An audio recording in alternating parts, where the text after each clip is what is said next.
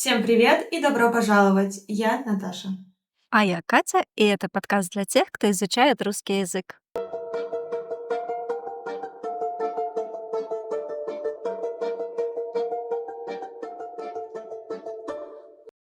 Сегодня мы говорим о фильме «Бриллиантовая рука». Удивительно, в этом фильме не показаны сцены празднования Нового года и даже не показана зима. Но все равно у многих этот фильм ассоциируется с новогодними праздниками. Да, ну, потому что это легендарный советский фильм, который знают практически все люди в России, его смотрят регулярно. И напомним, что в России новогодние праздники длятся аж 10 дней. В это время люди наслаждаются зимними активностями, катаются на лыжах, на сноуборде, а, встречаются с друзьями, гуляют в городе и, конечно, валяются, то есть лежат перед телевизором. И что же еще делать, как не смотреть какие-то фильмы? В это время как раз показывают Гарри Поттера и советское кино. Сначала поговорим о том, как много мы знаем о советских фильмах. Мы родились в 90-х, когда Советского Союза уже не существовало, но после развала Советского Союза не исчезли фильмы, которые снимали в Советском Союзе. И так получилось, что многие фильмы стали действительно легендарными, и они очень любимы людьми. Как ты думаешь, почему? Я думаю, на это есть несколько причин. Во-первых, это ностальгия. Когда мы смотрим эти фильмы, мы как будто бы возвращаемся в детство наших родителей. И, конечно, это создает определенную теплоту. И, наверное, еще играют роль те ценности, которые в советском кино пропагандируются. Это всегда какая-то доброта, душевность, сочувствие к другим людям. Ну и такие вечные темы, они не могут не вызывать интерес. Да, но также, конечно, это высокое художественное качество, это достаточно запоминающиеся герои, интересные диалоги, это какие-то яркие образы. И даже многие иностранцы знают фамилии советских режиссеров, таких как Гайдай и Рязанов. Да. Вот как раз о комедии Гайдая мы поговорим в сегодняшнем выпуске. Перед тем, как мы продолжим, хочу напомнить, что этот подкаст вы можете не только слушать, но и смотреть на YouTube с субтитрами. А также у нас есть разговорный клуб.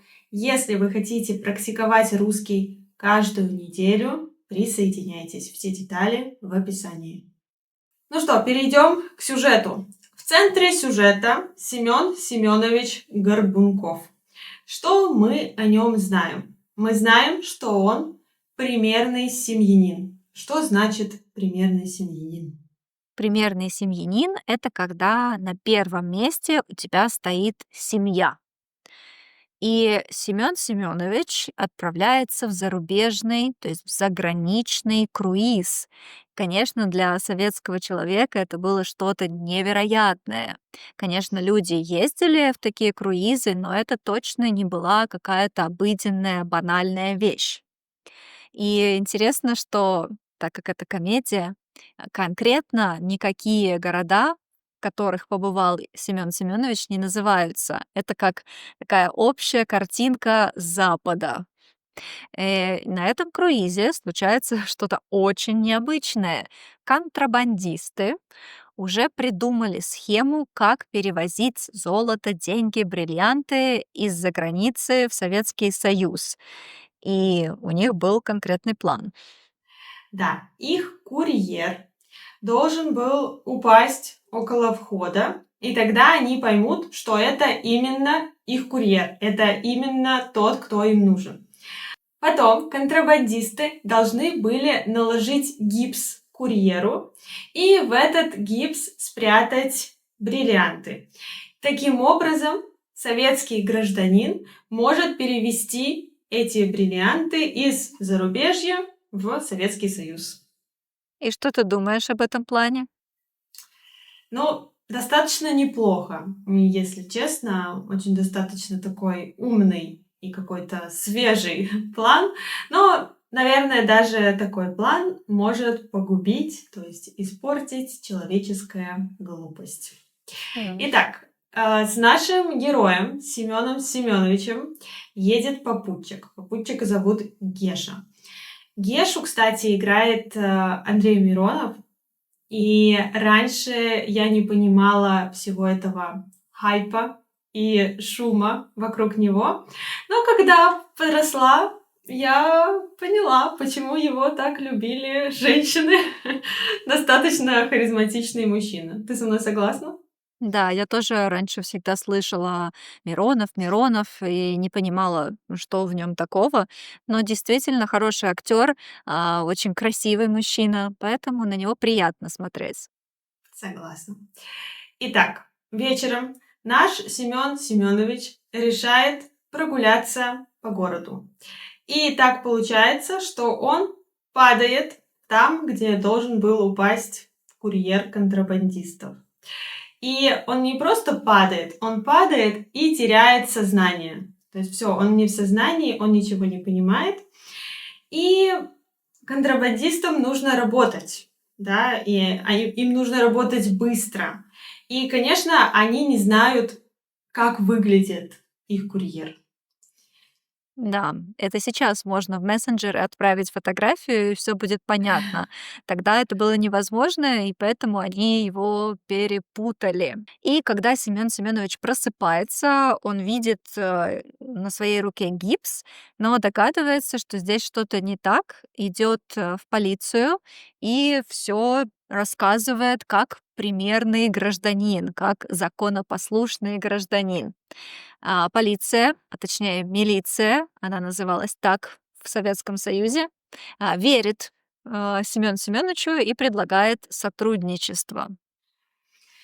Да, и далее контрабандисты пытаются вернуть свои бриллианты, и что они только не пробуют. Они пробуют и дружить с Семёном Семёновичем, и пойти с ним в ресторан и напоить его водкой, и уже даже похищают Семёна Семёновича, но ничего у них не получается, и в конце у нас happy end. Восторжествовала справедливость, и контрабандисты арестованы, и бриллианты отданы государству. Ура! Мы очень кратко пересказали сюжет этого фильма, чтобы изучающие русский язык могли легче понять, о чем идет речь в фильме. Кстати, в этом фильме еще есть очень известные, популярные у людей песни, которые знают до сих пор многие люди. Да, и там также много цитат. И некоторые до сих пор используют, но, наверное, больше старшее поколение. И очень молодые люди, конечно, уже не знают эти фразы. Итак, например, фраза, которая, мне кажется, отражает советское общество. Эта фраза «Наши люди в булочную на такси не ездят». Ее сказала соседка, когда увидела, что Семен Семенович ездил за хлебом на такси. И в Советском Союзе и в советском обществе нельзя было тратить деньги на какие-то очевидно ненужные вещи. В булочную можно дойти и пешком.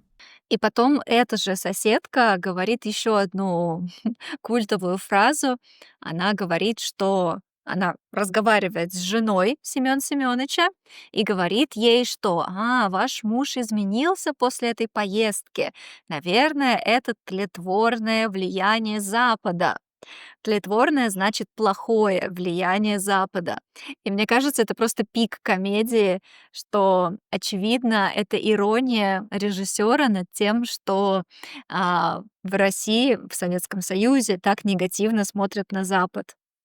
И еще одна известная фраза из этого фильма — это «Руссо туристо облико морали».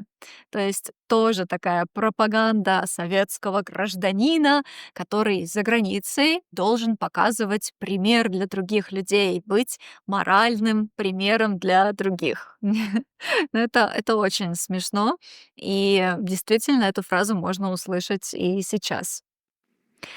И еще одна фраза, Мгм, давай. которая также пришла из этого фильма — это «Семён Семёныч». И интонация очень важна. Да. Семён Семёныч. Мы ее используем, когда человек сделал какую-то глупую или очевидную ошибку, и мы так разочарованы им. Ну что же такое Семён Семёныч?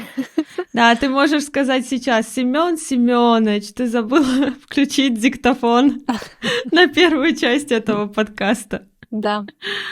Да, и когда мы называли имя этого героя, в этом выпуске подкаста, Семён Семёнович, и как-то странно произносить с нормальной интонацией и полностью Семён Семёнович. Так и хочется сказать: «Семён Семёныч». Точно. Мгм. Мне кажется, что этот фильм полезен изучающим русский язык именно с точки зрения культурного контекста, потому что в нем действительно можно увидеть реалии советского человека, советской жизни. И для многих нас, русскоязычных людей, это наше прошлое, и мы привыкли к таким картинкам. Иностранцы же могут увидеть эту жизнь через фильмы, и это классная возможность. Да, еще это полезно посмотреть иностранцам, чтобы понимать, откуда эти странные фразы, которые говорят русские, потому что большая часть вышла, наверное, из фильмов. И, кстати, если вы хотите посмотреть эти русские или советские фильмы, то вы можете это сделать, не выходя из Ютуба. Вы можете просто перейти на канал Мосфильма и там найти фильм, который вам нравится, который вам интересен, который вы хотите посмотреть. В том числе там вы можете найти фильм, который мы обсуждаем сегодня, не обсуждаем, мы о нем рассказываем. Да, это фильм «Бриллиантовая рука». Ну и должна признаться, что хоть мы и говорим сегодня о том, что это легендарный фильм, я его посмотрела только недавно, специально для этого выпуска. Хотя, конечно, я знала и главных героев, и сюжет, но вот от начала и до конца я посмотрела фильм совсем недавно. А ты? В прошлом году. Да, но потому что, ну, мы начали вначале говорить про ностальгию.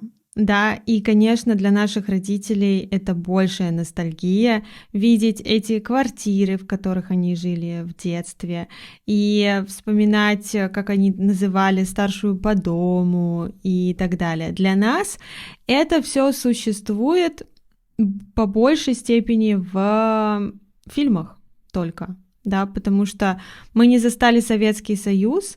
Конечно, многое сохранилось, например, интерьеры тех же подъездов, да, они сохранились, наверное, больше, к сожалению, чем к счастью, потому что это не самое красивое место. Но для нас нет такой дикой ностальгии, поэтому, возможно, нам не так, чтобы зашел этот фильм, и мы не посмотрели его миллион раз до этого. И, наверное, это тоже скорость, потому что сейчас все фильмы, они такие быстрые, да, там быстро сменяются сцены, действия. И в советских фильмах все-таки фокус на диалогах, на выражении лиц, да, то есть какие эмоции показывает лицо. И нам, если честно, уже скучно смотреть фильмы той эпохи. Я думаю, ты согласна.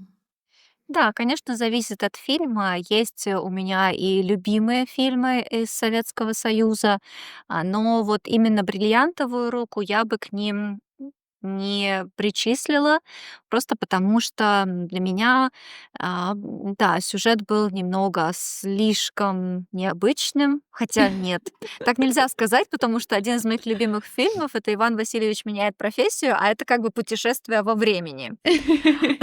Более необычный сюжет. Не знаю, почему мне лично этот фильм не так понравился, как другие. Мне кажется, мне нужно еще порефлексировать об этом. Но да, вот именно «Бриллиантовая рука» моим любимым фильмом не является. Но я хочу сказать, что мне понравился сюжет, потому что это не избитый, то есть не популярный сюжет. И мне кажется, это хорошая идея. И, конечно, сейчас, когда у нас есть огромный выбор фильмов, мы можем сказать: ой, мне этот не очень понравился, здесь плохо это, здесь не нравится то. Наверное, раньше, когда такого огромного выбора не было, это было действительно вау. И я могу понять, почему этот фильм называют легендарным. Мгм. Я согласна, я тоже могу это понять.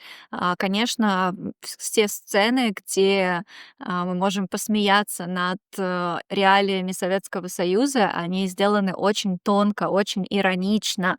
И особенно сейчас это нам немного забавно смотреть. А я думаю, людям того времени было еще смешнее, потому что они жили в этой реальности. И я тоже понимаю, почему фильм действительно хороший и качественный.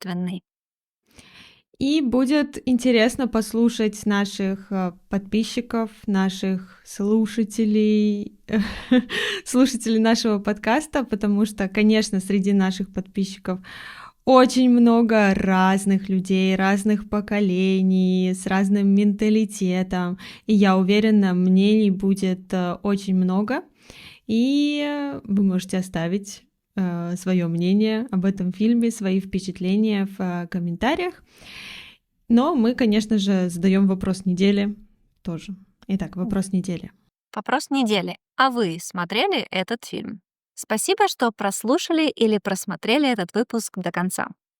Становитесь патронами нашего подкаста, получайте скрипт каждого эпизода, доступ к закрытой группе в Телеграме, а также место в разговорном клубе. Все детали в описании. Пока-пока. Пока-пока.